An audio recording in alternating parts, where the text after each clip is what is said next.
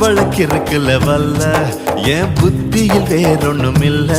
நான் உடும்புக்கு பிறந்தவன் புள்ள சொன்ன ஒரு சொல்லு மாறுவதில்ல நீ வெறும் வாயமில்லாத விளையாட்டில ஏடி கள்ளச்சு என்ன தெரியலையா